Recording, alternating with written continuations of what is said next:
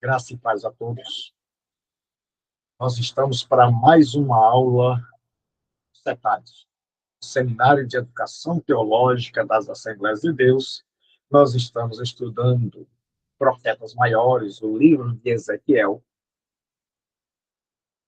e estamos estudando agora o capítulo 4. Pensamos em estudar hoje até o capítulo de número 6. E hoje nós estamos com um tema tremendo, tema maravilhoso. E você pode estudar também conosco. Tá? Você pode fazer parte do nosso curso. Se você quer estudar no CETAD, você pode estudar conosco. É o Seminário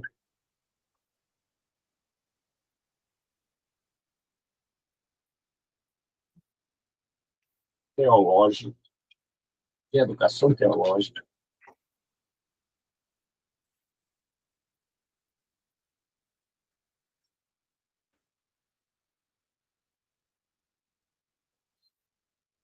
das Assembleias de Deus. Ele tem a sigla CETAD. É o CETAD, Seminário de Educação Teológica das Assembleias de Deus. Você pode estudar conosco e mandar uma mensagem para esse número. É o WhatsApp.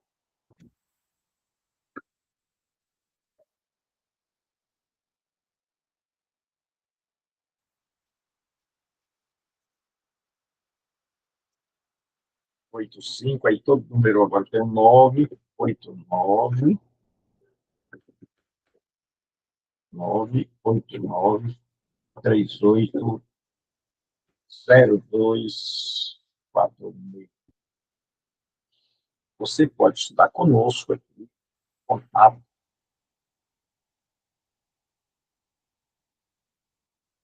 por esse número, 8938-0246,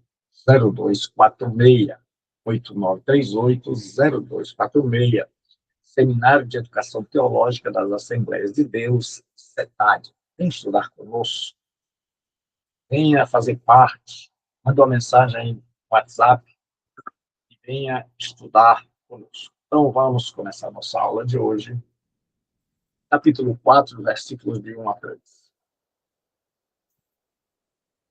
Nós vamos, a partir de agora, ver mensagens do profeta que são encenadas, onde ele vai atuar para que ele possa transmitir a mensagem. Filho do homem, pega um tijolo, coloca-o diante de ti e desenha nele a cidade de Jerusalém. Põe contra ela um cerco e edifica uma fortificação. E levanta uma trincheira e coloca uma rampa. Acampa em seu redor e cerca com arietes. Pega também uma panela de ferro e coloca-a como se fosse um muro de ferro entre ti e a cidade. E olha para a cidade, e ela será cercada. Tu a cercarás. Isto servirá de sinal para a casa de Israel. Senhor nosso Deus e Pai, nós estamos em presença nesta noite, pedindo a tua graça, pedindo a tua misericórdia, pedindo que sejas conosco, pedindo que nos dê a unção, a inspiração do céu. Em nome de Jesus eu te peço, em nome de Jesus eu oro. Então, nós já vimos que o profeta ele tem uma visão de Deus vindo do seu carro-trono, sendo conduzido em sua majestade pelos querubins, por anjos, querubins, serafins, e ele chama o profeta Ezequiel para ser, após essa visão, para ser o seu mensageiro. Ele é comissionado e enviado à nação. Nós vemos que ele está no cativeiro. Já faz algum tempo que Ezequiel está no cativeiro, cerca de 5 anos. Ele foi levado na segunda deportação, houve a primeira, antes de Nabucodonosor. Ele chega lá, conquista, mas não destrói a cidade, coloca Zedequias para ser o rei, e nessa segunda, ele leva Ezequiel. Ezequiel está ali na Babilônia, e ele vai ministrar agora a sua profecia, dizendo que esse povo que está ali, a cidade vai cair, vai ruir. Então, do 1 ao 24, nós temos essas profecias sobre a queda, que será inevitável. Então, nós já vimos 3 profetas falar disso: Isaías, Jeremias e agora Ezequiel vai falar. Então, nós vamos ver agora, e capítulo 4. Agora ele vai falar de uma forma tremenda, uma forma maravilhosa. Ele vai usar figuras para comunicar a sua mensagem. Então, qual é a ideia?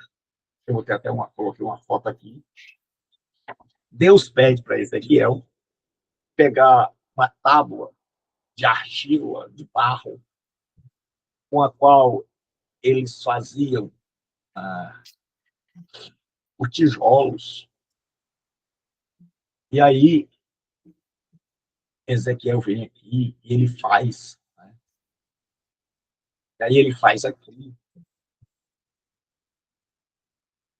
essas tábuas, dessa tábua de barro, ele faz um desenho de Jerusalém.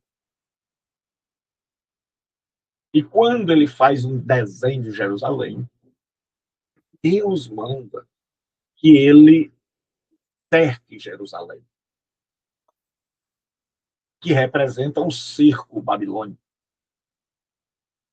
e que ele coloque uma chapa de ferro,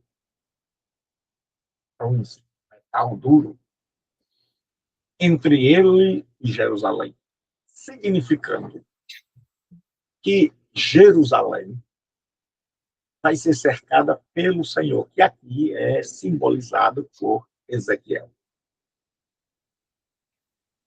Então, agora que nós já vimos isso aí, filho do homem, pega um tijolo, coloca-o diante de ti e desenha nela a cidade de Jerusalém. É uma espécie de maquete. Queria fazer uma Jerusalém pequena, põe contra ela um cerco, edifica uma fortificação, levanta uma trincheira e coloca uma rampa. Coloca ao redor dela, né, e cerca com arietes, que eram isso aqui, eu coloquei aqui, essa máquina de guerra, onde tinha essa cabeça aqui, que batia nas muralhas e derrubava as muralhas. Então, isso aqui é o ariete. Vocês vão ver no material que eu mandei.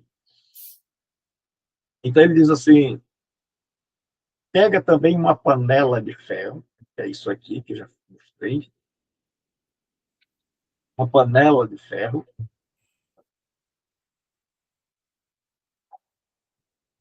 coloca entre ti a cidade.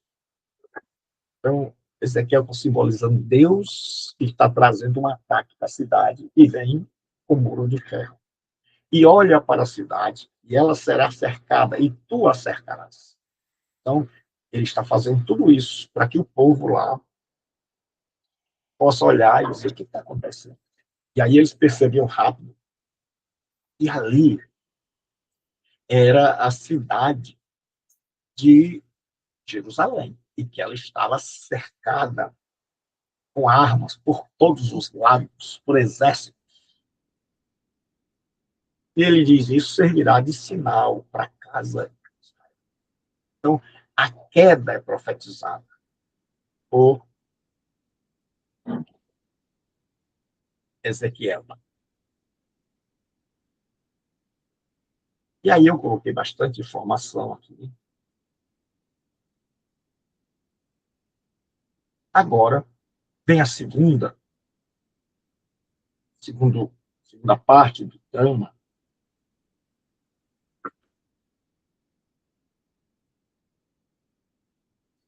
Vem, Ezequiel vai ficar, como nós já vimos aqui, também deitado perto da cidade. Então, ele fez uma maquete da cidade, ele está aqui deitado. Ele está deitado aqui do lado dessa cidade.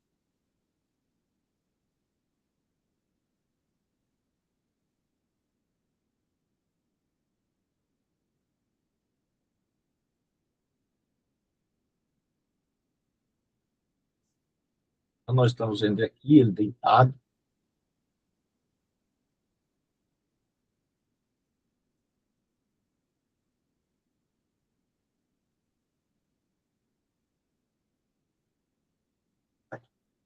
Ele está deitado aqui. Então, qual é a segunda? Primeira é que ele vai construir uma maquete de Jerusalém, vai cercá-la por todos os lados e vai colocar armas contra ela. E o povo vai ter aquela cena e vai saber que ele está falando sobre o cerco de Jerusalém, aquela Jerusalém que já foi vencida, que já tinha um governo subalterno, o Zedequias, colocado pela Babilônia, que o Zedequias iria, como nós já vimos em Jeremias, se rebelar.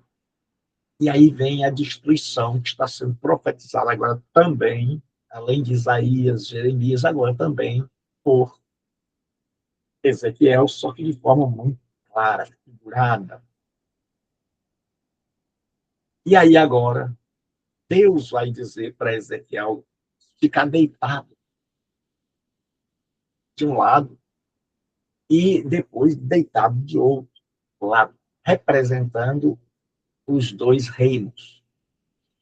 O reino do norte, Israel, e o reino do sul, Judá, que iriam para o cativeiro. E aí ele vai começar com os dias em que Ezequiel deve ficar deitado. Então lá, Ezequiel agora, na primeira encenação, Ezequiel representa Deus contra Israel, contra Judá, contra Jerusalém, no cerco.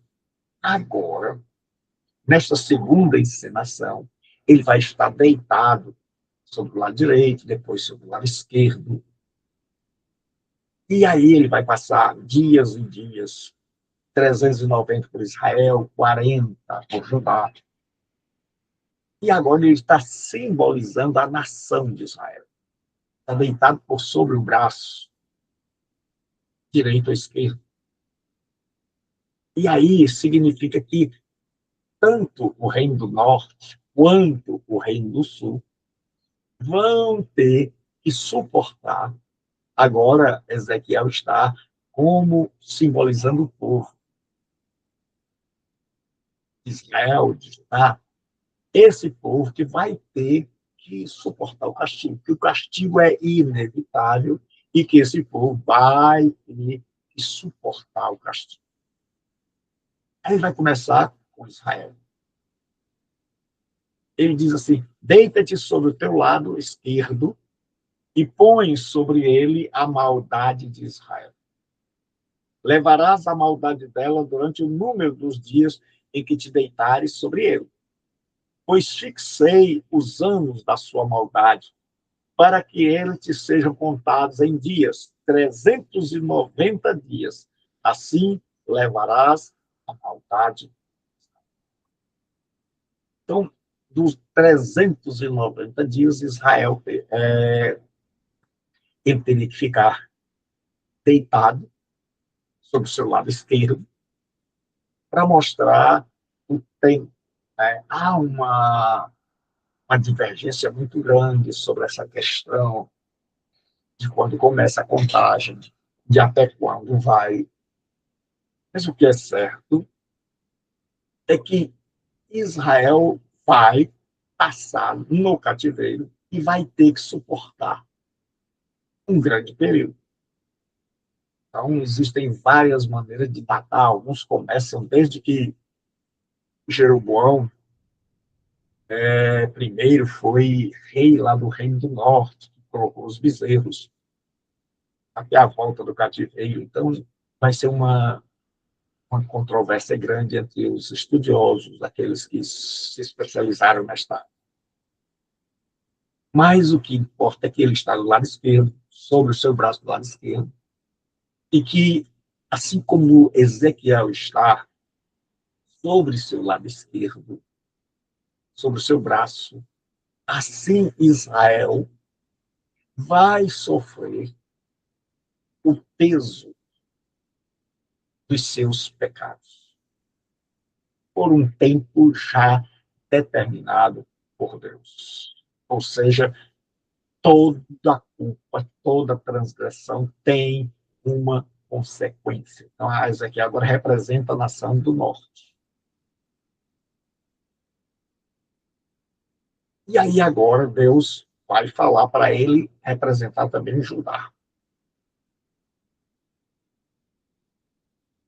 Eu coloquei aqui Israel, mas você corrige aí no seu material. E quando tiverem cumprido esses dias, te deitarás sobre o teu lado direito e levarás a maldade da casa de Judá.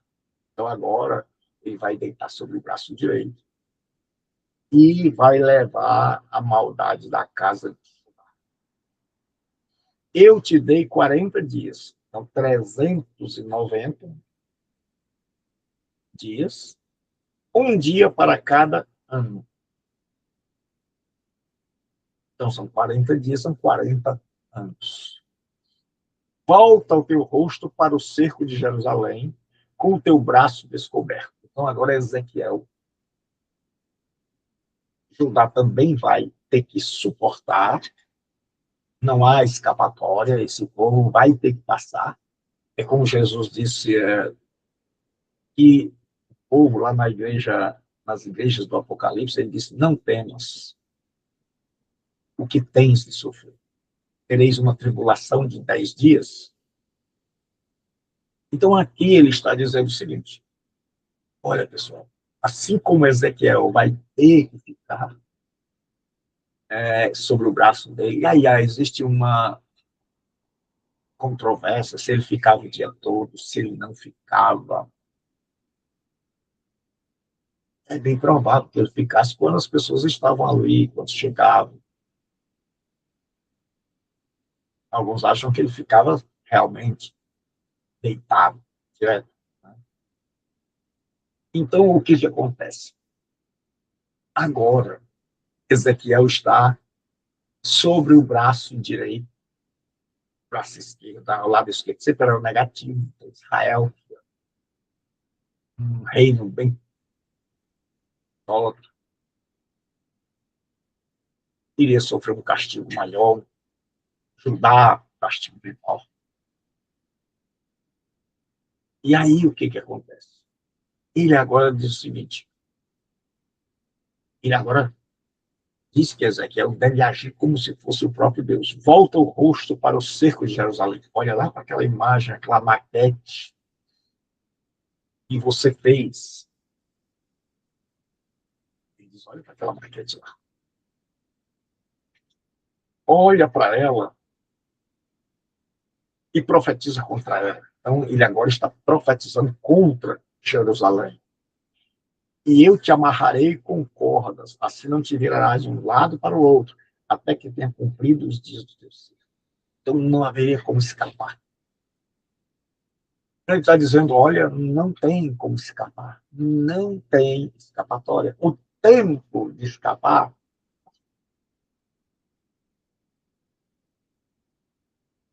E aí,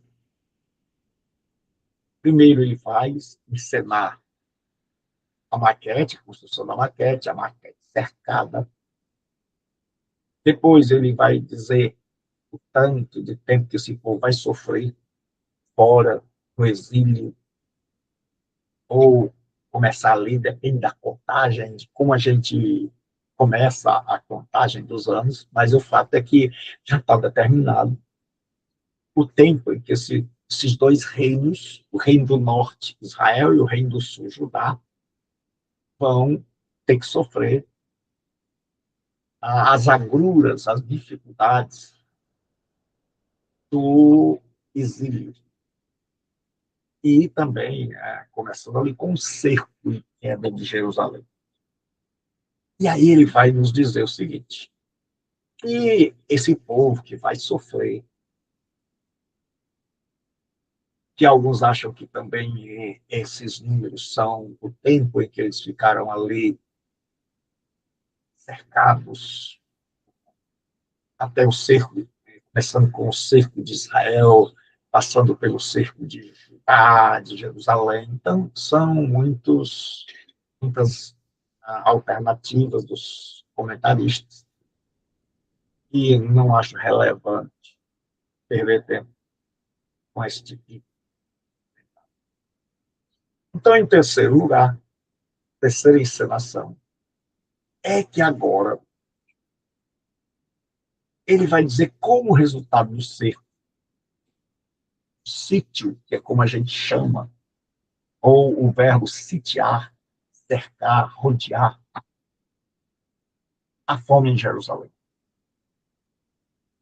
Então, durante o sítio babilônico, eles tomam trigo, cevada, favas, lentilha, e mete-os numa vasilha e fazem deles pão, segundo o número dos dias que te deitares sobre o teu lado. 390 dias comerás dele. Então, o que acontece? Aí ele diz, a tua comida será por peso, 20 ciclos por dia. De tempo em tempo a comerás. Também beberás água por medida. A sexta parte de um hin, de tempo em tempo a beberás. Então, o que o profeta está ensinando agora? Qual é a ordem? Ele vai pegar vários tipos de sementes. Porque, devido ao cerco, devido ao ataque babilônico, está todo mundo entrincheirado dentro da cidade, esse povo não pode sair. Então, a tática da guerra era cercar o povo e deixá-los lá, esperando que faltasse comida, faltasse água. Então, Ezequiel vai predizer isso, dizendo muito tempo antes que vai acontecer. E ele diz que a fome vai ser tão grande que estas pessoas vão juntar para fazer um pão, vários tipos de sementes, que você fazia só com um. A comida vai estar tão escassa, que você vai ter que pegar um punhadozinho que sobrou ali, um punhadozinho daqui, um punhado dali, juntar tudo para você dar, para fazer um pão pequeno. E aí, ele diz, a tua comida será por peso, 25 por dia. É o equivalente a mais ou menos 200 gramas, muito pouco. Ele tinha um pão para comer durante um dia inteiro. Então, isso é um simbolismo que aponta uma profecia, que aponta para a grande fome que Israel passará durante o cerco. Reino de Judá, a cidade de Jerusalém, os habitantes ali, durante o cerco. Então, ele agora imagina um profeta construir uma cidade em cima de um muro, ou de um tijolo, ou uma tábua de argila, cercou essa cidade, levantou poderosos exércitos contra ela, e tudo numa cena, todo mundo está vendo. Depois ele se deita ali do lado, ou dentro da sua casa. Alguns acham que ele fez isso na frente da casa dele. E aí ele fica deitado sobre o lado esquerdo, 390 dias. Depois 40 sobre o seu lado direito, representando 390 Israel 40 Judá, e que eles vão sofrer. Aí ele diz agora que durante o cerco, terceiro lugar, esse povo vai ter mais problemas. Vai ter falta de comida e falta de pão e falta de água. Aí ele diz: a tua comida será por peso, de tempo em tempo, ou seja, alguns acham que é uma vez por dia. De tempo em tempo, seria uma vez por dia. Também beberás água por medida, a sexta parte de pouco mais de meio litro. Então, o que acontece agora? Ele está profetizando que o povo vai ter falta. Está dando para entender, irmão Alice?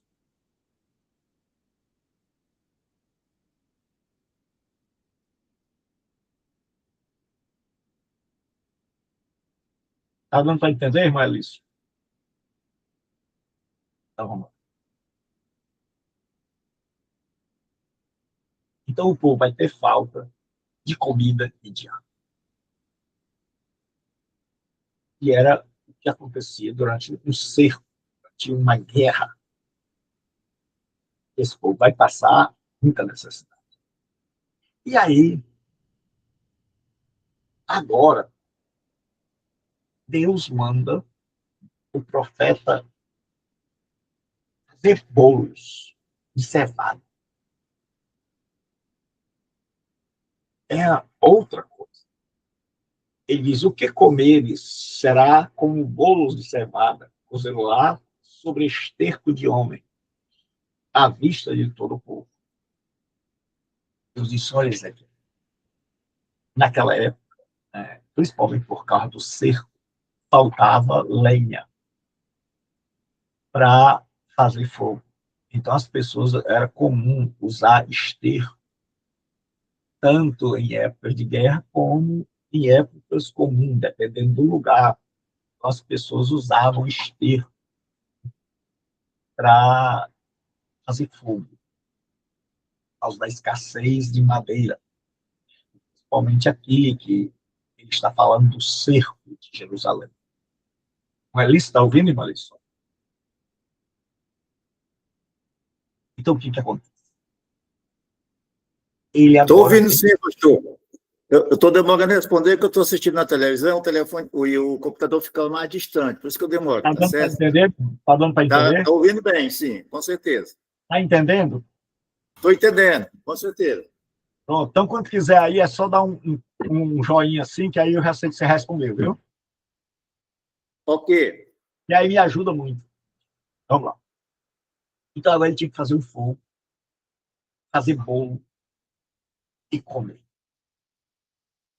Só que era de esterco de homem. Isso era imundo. Isso aqui era imundo. O judeu não ia fazer um negócio desse. E aí, à vista de todo o povo. Então, já imaginou o povo vendo um sacerdote fazendo uma coisa dessa, assando a sua comida com fogo feito de esterco de homem? O povo ia dizer: rapaz, mas não tem como isso aí não se contaminar. Aquilo era imundo. Então, aquela comida estava imunda. Disse o Senhor: assim comerão os filhos de Israel o pão imundo entre as nações para onde os lançarei. Olha, sabe o que significa isso, Ezequiel? É que esse povo não vai, assim como é impossível você não se contaminar fazendo um fogo sobre fezes humanas, excremento humano, assim vai ser impossível o povo de Israel não se contaminar com as nações do exílio. Eles vão ficar imundos, misturados às outras nações. E aí o profeta, ele é sacerdote, ele sabe da a imundícia de esterco humano. Então disse: Ah, Senhor Deus, eis que a minha alma não foi contaminada, pois desde a minha mocidade até agora nunca comi animal morto de si mesmo, nem dilacerado por feras, nem carne abominável entrou na minha boca. Então ele diz: Nossa, eu não comi nada imundo. Eu estava pedindo para eu comer algo imundo, pesado. Então Deus dá uma chance a Ezequiel. Ele percebe que o profeta está achando muito difícil fazer algo que nunca fez. E aí ele diz: Então me disse, deite esterco de vacas. A cara nobre, que eu queria fazer, em lugar de esterco humano. Sobre ele prepararás o teu pão. O que comeres será como um bolo de cevada. Cozeloá sobre esterco de homem, à vista do. Então ele agora vai ter que fazer isso. E aqui foi a repetição. Termina aqui. Então me disse: deite esterco de vacas em lugar do esterco humano. Sobre ele prepararás o teu. Um versículo a mais. Então Deus agora substitui, diz: olha, faça isso, mas faça sobre o esterco de vacas. E aí o profeta vai fazer. Então nós vimos o quê? Uma cidade construída de barro, cercada por todos os lados. Ezequiel deitado, simbolizando o cerco de Jerusalém. Ezequiel deitado sobre o seu braço esquerdo, depois sobre o braço direito, 390, mais 40, 190, mais 40, vai depender da tradução. E aí ele vai dizer o seguinte: agora vocês vão ter que levar, assim como Ezequiel ficou deitado, sobre o lado esquerdo, lado direito, assim vocês vão ter que suportar, não tem remédio. Depois ele disse: olha, durante o cerco, vocês vão passar muito. Vão ter que juntar todos os pedacinhos que tem dentro de casa, o resto,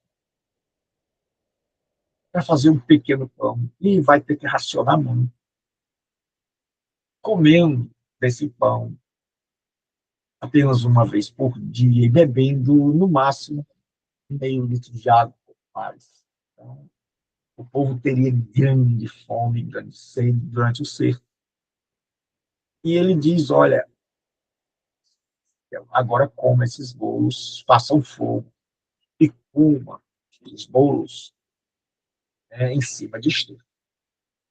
Significa que o povo de Israel vai ficar imundo no meio das nações. Então, quando esse povo voltar, esse povo será um povo imundo.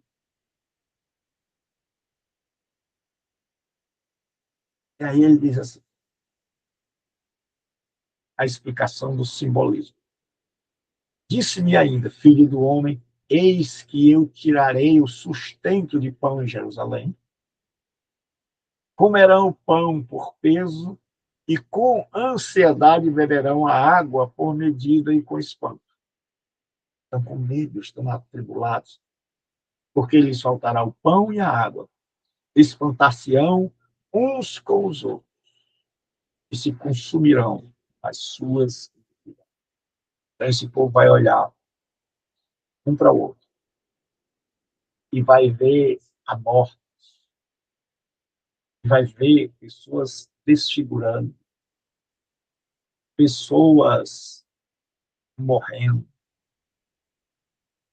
ao lado, vão ver a morte na vida do outro, vão ver o seu verdadeiro estado a olhar para o outro, vão ver como eles realmente estão, morrendo, uma nação morrendo de fome e de sede, e eles vão ser consumidos, vão desanimando, vão se abatendo cada vez mais ao olharem uns para os outros.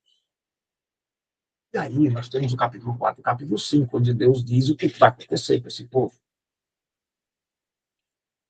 Então, No capítulo 5, nós temos uma outra cena que Deus manda Ezequiel pegar uma espada pequena, muito afiada,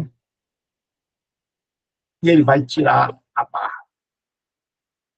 A barba naquela época era, entre os judeus e entre os orientais, motivo de orgulho, de virilidade.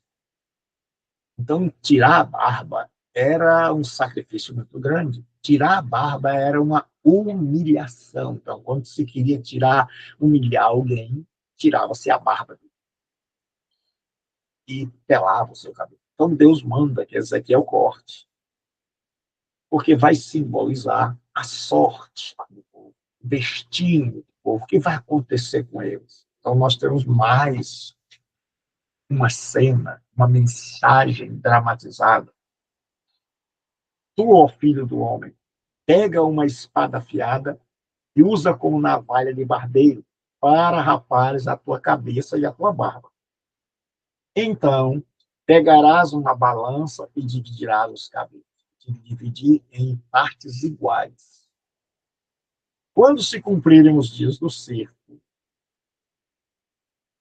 pegarás uma terça parte, ou seja, vai acabar o cerco de Jerusalém, a cidade vai cair, pegarás uma terça parte e lançarás no fogo.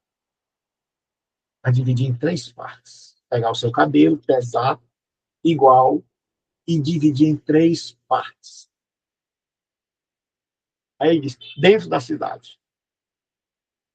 Primeira parte. Isso, como nós vamos ver lá na frente, significa aqueles que vão morrer de fome e doenças dentro da cidade. Nós vimos que eles estão morrendo lentamente, morrendo de fome, morrendo com as pestes, as doenças. E aí ele diz, olha, essa primeira terça parte, são aqueles que vão morrer dentro da cidade. Aí diz assim, cortarás outra terça parte com uma espada em torno da cidade e espalharás ao vento a terça parte. Então ele diz, olha, sabe o que você vai fazer? A segunda parte você vai espalhar ao redor da cidade. Significa aqueles que vão morrer na guerra. Então, quem morre dentro da cidade, morre de doença, de fome. Mas outro grupo iria morrer na guerra. Iria morrer na batalha. Ele diz, e cortarás outra terça parte com uma espada em torno da cidade e espalharás ao vento a outra terça parte. Ele vai ter que soprar. Que são aqueles que vão ser levados para o exílio. Ele diz, mas pegarás algumas mechas dos cabelos deles. Essas 3 partes, pega aí algumas mechas e esconderás nas bordas da tua roupa. E ainda escolherás algumas delas e queimarás, lançando-as no meio do fogo. E dali sairá um fogo contra toda a casa de Israel. Ele diz, olha, vai sobrar um pouco. Da primeira parte dos cabelos significa que eles vão morrer pela fome e pelas doenças dentro da cidade. A segunda parte significa aqueles que vão morrer na batalha, na guerra fora da cidade. E a terceira parte, aquela que você vai sofrer, são aqueles que serão levados para o exílio. Então, uma parte vai morrer dentro da cidade, fome, sede, doença. A outra parte vai morrer do lado de fora da cidade, na batalha. E a terceira parte do povo vai ser lançado, mas com um punhado, uma mecha. E aquele povo que vai ficar ali quando Nabucodonosor vai embora, nós já vimos isso. Ele coloca Gedalias, que é um rei, na verdade é um fantoche. Gedalias vai tomar conta daquele povo que vai ficar, mas aí nós já vimos aí em Jeremias que o negócio vai ficar horrível, porque vão matar Gedalias, então esse povo vai sofrer. E aí eu coloquei aqui uma imagem que eu achei interessante. Ele cortando os cabelos, né? Ele pesando, ele colocando aqui sobre a cidade, né? A maquete que ele tinha feito, outra parte ele está cortando fora da cidade, outra parte ele está espalhando ao vento. Então significa isso.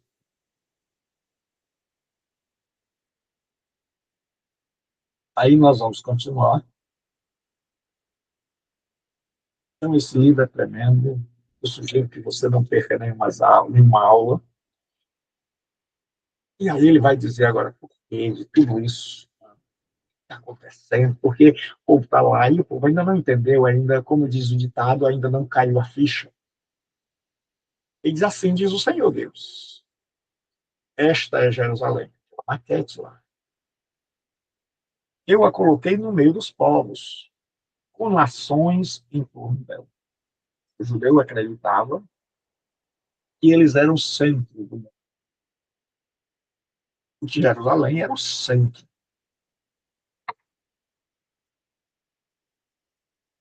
Mas ela se rebelou perversamente contra os meus juízos. Aquele povo, desde o início do profetismo, os profetas vêm denunciando sua idolatria, sua quebra da lei, seu afastamento de Yahvé. Mais do que os povos, e contra os meus estatutos, mais do que as nações que estão em torno dela. Então Israel agora tinha ficado pior do que os pagãos. O sarrafo baixou muito. Eles agora não eram iguais, eles tinham sido colocados ali para serem exemplo. Mas eles estão piores que os pagãos. Por isso, eles viveram um padrão pior do que as nações que estavam ao redor. Aí ele vai dizer o motivo. Porque rejeitou as minhas normas, a lei, a Torá, e não andou nos meus preceitos. Esse é o problema. Vocês não fizeram isso. Vocês ficaram piores. Eu coloquei vocês como exemplo, coloquei vocês como padrão. Mas vocês fracassaram. E feio. Vocês não foram exemplo para ninguém. E aí ele diz,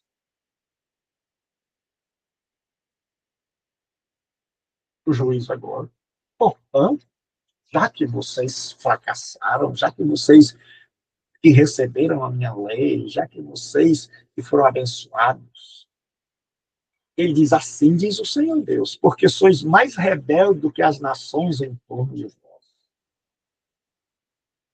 E não tendes andado nos meus estatutos, nem guardado os meus juízos, e tendes procedido segundo as normas das nações que estão ao redor de vós, vocês, ao invés de seguirem, além de vocês, Israel cometeu dois problemas, dois pecados. O primeiro foi se afastar da lei do Senhor, das diretrizes que havia recebido de Adé, através de Moisés. Então, eles se afastaram, mas eles não só se afastaram, eles, além de se afastarem, eles aderiram ao paganismo. É como se eles estivessem dizendo, nós não queremos fazer a tua vontade, ó Deus, ela não nos importa, mas nós queremos fazer a vontade dos outros deuses. Então, eles deixaram de fazer a vontade de Deus, primeiro pecado. Segundo pecado, sucumbiram diante da idolatria, capitularam, caíram, e agora estão servindo aos deuses das nações. Por isso é que tão severo juízo vem sobre eles. Então, assim diz o Senhor Deus, eu me coloco contra ti e executarei os meus juízos no meio de ti, à vista das nações. Aqui é o seguinte, Deus diz, eu coloquei vocês para serem vistos pelas nações. Vocês foram uma vergonha. Vocês não foram exemplo. Vocês não trouxeram as nações para mim. Vocês, pelo contrário, foram a elas e aos deuses delas. Deus diz, já que vocês fizeram isso, então eu vou visitar vocês também, visivelmente. Eu vou punir o pecado de vocês visivelmente. À vista das nações, as nações vão ver. E quem eu coloco como exemplo, e não é exemplo, eu visito com juízo. Coloquei você no meio das nações para ser exemplo, você não foi. Então agora você vai ser exemplo. Só que exemplo de quem eu castigo. Exemplo de quem eu puno. Exemplo de quem quebra. Então todo mundo vai ver. E você é exemplo. Só que agora não é exemplo a ser seguido. É exemplo para as nações, para que elas não façam o que você fez. Aí ele diz, e farei em ti que eu nunca fiz, por causa de todas as tuas abominações. Nunca mais farei coisas semelhantes a essa. É algo único, o exílio. Portanto, os pais comerão os filhos no meio de ti. Então, nós estamos vendo aqui as pessoas, tão terrível era que as pessoas comeram os seus filhos. Ele está dizendo isso aconteceu. Durante o cerco, a fome foi tão grande que as pessoas comeram os filhos. E os filhos comeram os pais. Isso foi terrível. Terrível.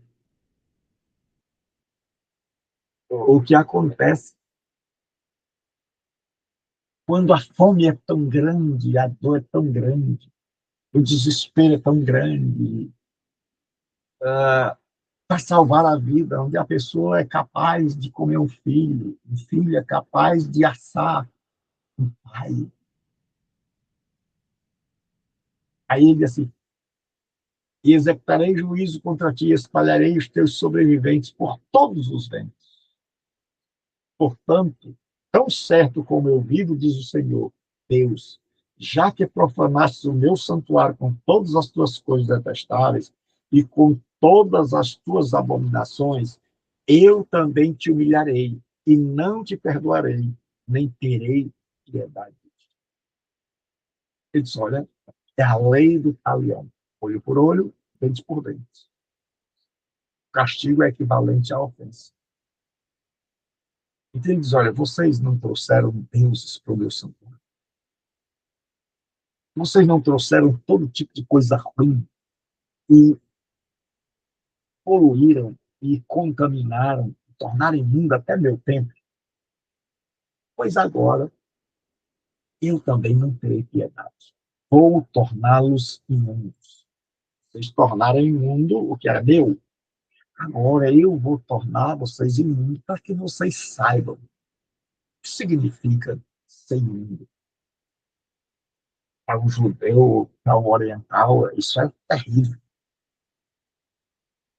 Ninguém queria ser imundo. Então agora vem uma explicação. Ele agora vai dizer, uma terça parte dos teus morrerá por causa da praga ou consumirá por causa da fome. É a explicação lá de Ezequiel, tirando a barba, o cabelo, cortando em 3 partes. Primeira, eu já expliquei. A segunda, a outra terça parte cairá pela espada ao teu redor, ao redor de Jerusalém. Espalharei por todos os ventos a outra terça parte, e puxarei da espada para perseguir. Esse povo, mesmo saindo para Jerusalém, para a Babilônia, ou ficando ali, aqueles que sobreviveram, eles vão ser perseguidos, como nós já vimos em Jeremias. Então não vai haver escape, não vai haver solução para esse povo que tantas vezes foi chamado. Então eu fiz aqui outro gráfico, quando ele corta o cabelo e a barba e divide em três partes, né? Uma terça parte morre pela praga e pela fome, a outra morre na guerra, como nós estamos vendo aqui, e a outra, essa fila aqui, terceira parte, são levados para o cativeiro. E aí o juízo se cumprirá na queda de Jerusalém. Assim se cumprirá a minha ira, e satisfarei neles o meu furor. E me consolarei, e saberão que eu sou o Senhor, que tenho falado no meu zelo, quando neles eu cumpri o meu furor. Eu te tornarei uma desolação, Jerusalém, e objeto de desprezo entre as nações, ao teu redor, à vista de todos os que você me desprezou. Agora você vai saber o que é desprezo. Você vai saber o que é rejeição. Você vai, Ezequiel vai tratar da responsabilidade pessoal. Cada judeu agora, cada israelita vai saber as consequências das suas ações, das suas escolhas, das suas decisões. Ele diz: serás objeto de desprezo e zombaria, advertência e espanto para as nações em torno de ti. As pessoas vão dizer: olha, vão zombar, vão desprezar e vão dizer: olha, não seja como Jerusalém, não seja como Israel. Não seja, porque você vê quem age assim recebe essa paga. Quando com ira eu executar o juízo contra ti, furor e castigo rigoroso, eu, Senhor, o disse. Quando eu enviar contra elas as flechas malignas, que flechas são essas? Fome, flechas destruidoras, as pestes, que mandei para os destruir, aumentarei a fome entre vós e tirarei a provisão de alimento. As flechas é a fome, a doença. Enviarei sobre vós os animais ferozes, que destruirão teus filhos. Né? À medida em que uma cidade, a população vai diminuindo, naquela época, os animais selvagens iam tomando conta, iam chegando mais perto, iam sentindo o sangue, o cheiro do sangue, iam vendo as vítimas caídas. Então, cada dia os animais estavam mais próximos. Então, depois de uma guerra, ou durante uma guerra, era muito comum ver pessoas sendo dilaceradas, mortas, devoradas por animais selvagens que viram ali um banquete. Aí ele diz assim: enviarei sobre vós a fome e os animais ferozes que destruirão teus filhos, e a praga e o sangue passarão por ti. E trarei a espada sobre ti. Eu sou o Senhor. Ele diz. Agora aquele povo está sabendo. Então nós vamos terminar o capítulo 6.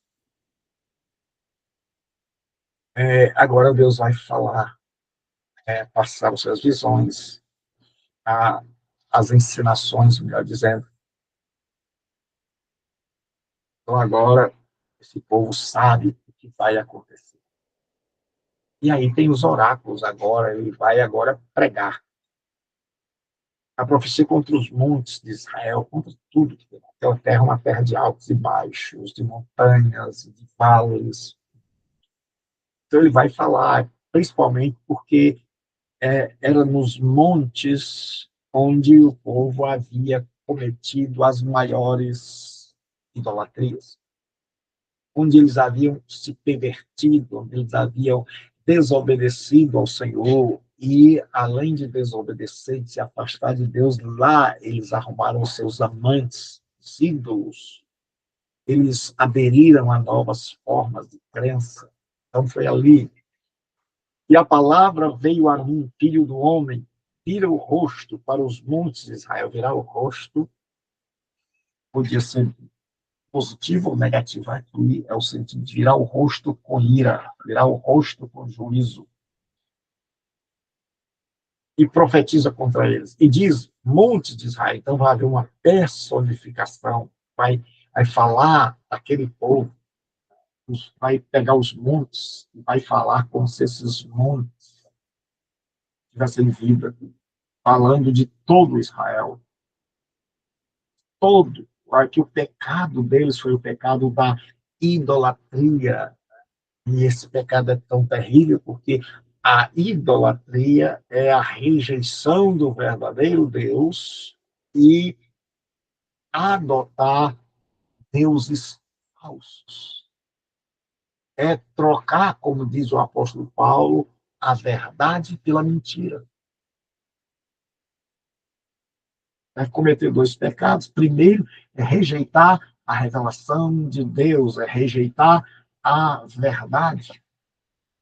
E, em segundo lugar, é abraçar, é abrir o coração para o mal. Então, aquele povo deixou Yahvé, um Deus invisível, para adorar deuses visíveis. Deixou o eterno para adorar aquilo que nem existe.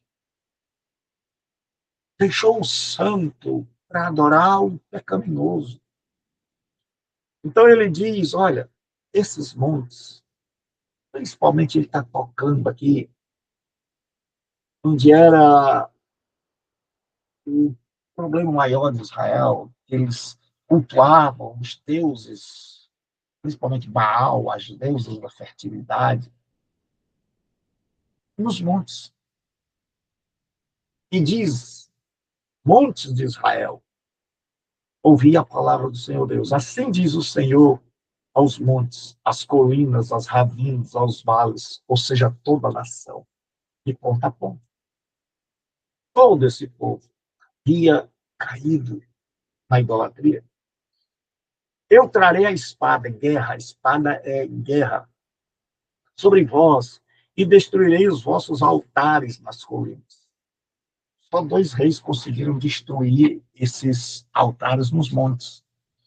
Muitas reformas, elas eram feitas, mas não alcançavam esses lugares de adoração debaixo das árvores frondosas, os altos, onde eram feitos um verdadeiro carnaval,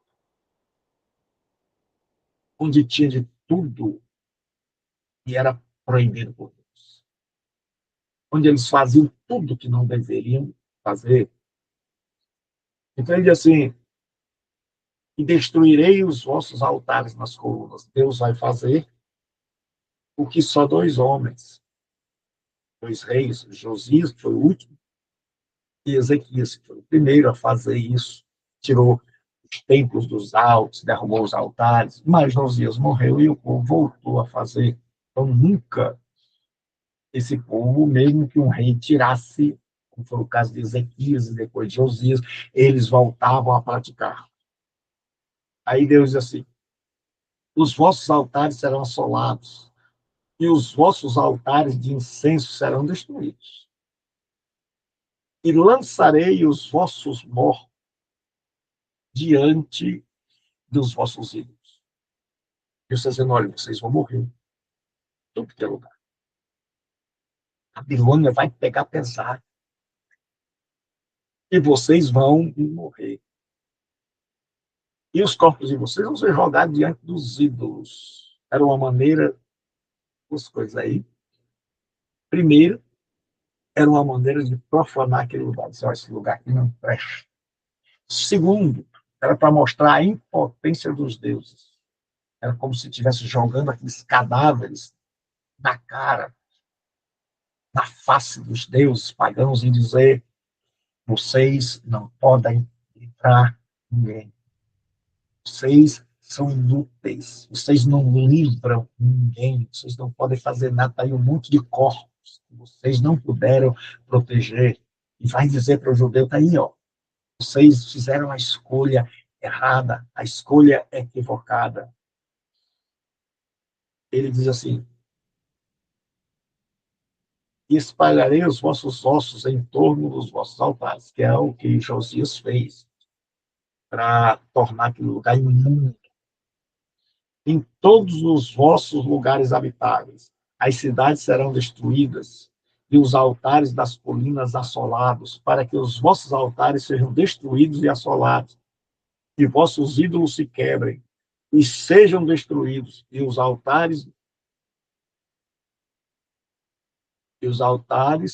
eu só encontrar aqui, de incenso sejam cortados. Havia um poste e vossas obras desfeitas, vossos deuses, aquilo que vocês fizeram com as mãos. E os feridos pela espada cairão no meio de vós. Sabereis que eu sou Deus. Que o único que poderia livrá-los, vocês abandonaram. Que vocês fizeram a escolha errada. Que vocês optaram por deuses falsos que não protegem ninguém e esqueceram daquele que pode proteger. Que temeram quem não metia medo em ninguém, os deuses falsos, e não temeram aquele que impõe o terror a todos. Por isso, a sorte de Jerusalém.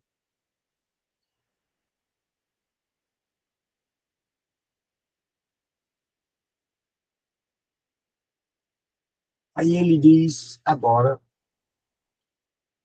ele faz uma profecia sobre aqueles que vão sobre o remanescente. Ele diz, mas deixarei um remanescente com vida, visto que tereis alguns que escaparão da espada entre os povos, aos seres espalhados pelas nações, aqueles que vão ser levados para o cativeiro.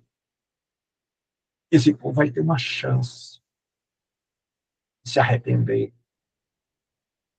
de, através da dor, de cair em si, se voltar para Deus.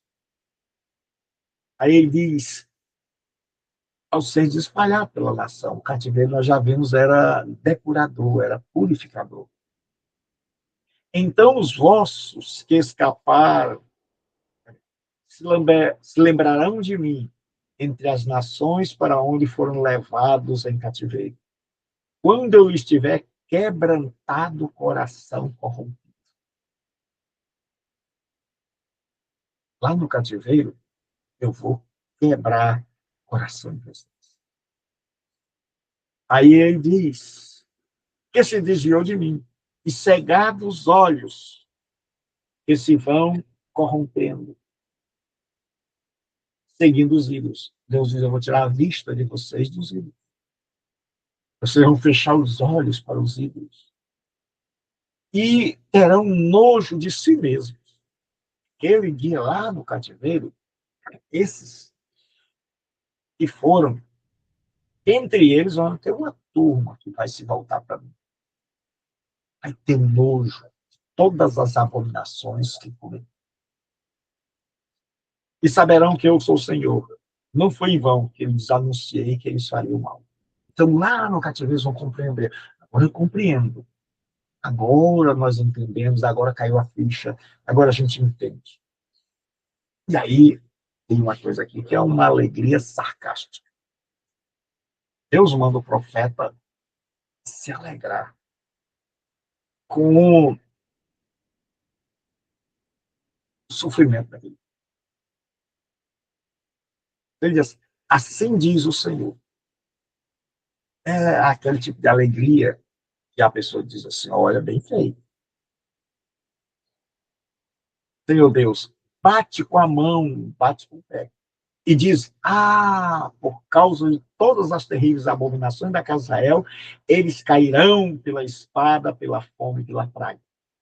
Trio terrível. Então, bater com a mão, bater com o pé, e cantar. É uma espécie de dizer assim, eu estou feliz que vocês estão recebendo. É um sarcasmo, uma brincadeira séria.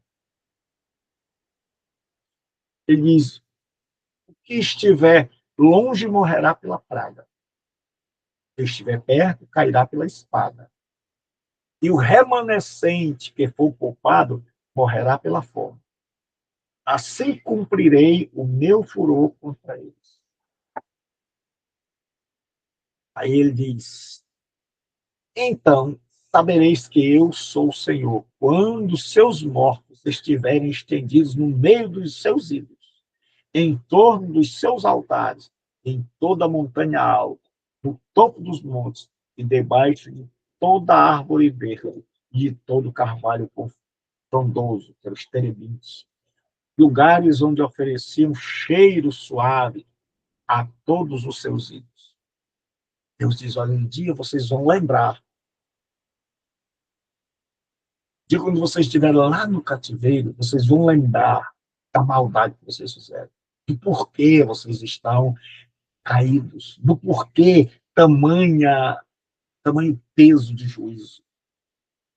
Vocês vão lembrar, vocês vão olhar e vão ver que em todo lugar de Israel, de Judá, tinha cor, porque em todo lugar vocês se voltaram para o caminho. Vocês deixaram tudo e se apegaram a nada. Deixaram o eterno, se apegaram ao que não existe. Deixaram a verdade, se apegaram à falsidade. Vocês fizeram a escolha errada. Aí eles estenderei a mão contra eles e farei com que a terra fique desolada, deserta em todas as suas habitações. A cidade ficaria deserta. Desde o deserto de Diblá, ou alguns traduções Riblá, e saberão que eu sou o Senhor. Desde o deserto até Diblá. Então, de uma parte a outra, Deus vai punir toda a nação. Tudo vai ficar deserto. Ninguém vai escapar do juízo. E aí, aqui nós terminamos a nossa aula de hoje. Alguma pergunta, irmã Alice? Deu para entender? Então, Deus abençoe vocês. Fiquem com Deus. Não esqueçam. Bem, pastor, está tudo ok. Graças a Deus deu para entender tudo. Aqui eu estou longe do computador, por isso que eu demoro a responder, tá certo? Mas está tudo bem. Deu para entender bem. Deus. Foi uma aula excelente. Certo, pastor? Fica com Deus. Meu Amém. Amigo, irmão. O senhor também. Ei, falando nisso, como é que está o senhor? Como é que está a sua saúde? Está bem?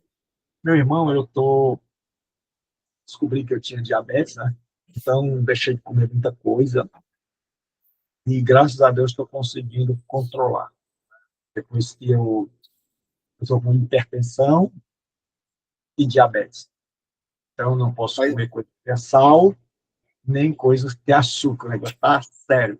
Mas eu resolvi caminhar mais e resolvi parar tirar o açúcar. Eu estava comendo muito açúcar. Então, estou bem melhor. Graças a Deus, né, pastor? Então, agradeço a vocês, peço que continuem orando. E quero dizer que vocês são muito importantes para mim. E você, meu irmão Alice, é uma bênção de Deus na minha vida. Uma pessoa muito querida. Continue orando por mim. E eu peço a todos vocês que, quando vocês assistirem esta aula, não deixem de colocar, o Alice vai colocar aqui no WhatsApp, e vocês vão colocar lá no YouTube embaixo presente e fazer o seu comentário. Fiquem com Deus, e Deus abençoe vocês. Deus te abençoe, Maurício. Foi bom te rever. Valeu, pastor. Pai do Senhor. Deus abençoe o senhor também. Vamos continuar orando, vai dar certo. Eu vou tentar fazer uma aula presencial para a gente encerrar esse ano. Ah, Então, sim, beleza. Aí sim, eu depois eu tomo na digo a, hora. depois eu digo a vocês como e quando será. Fiquem com Deus, que Deus abençoe vocês, em nome de Jesus. Amém. Amém, pastor.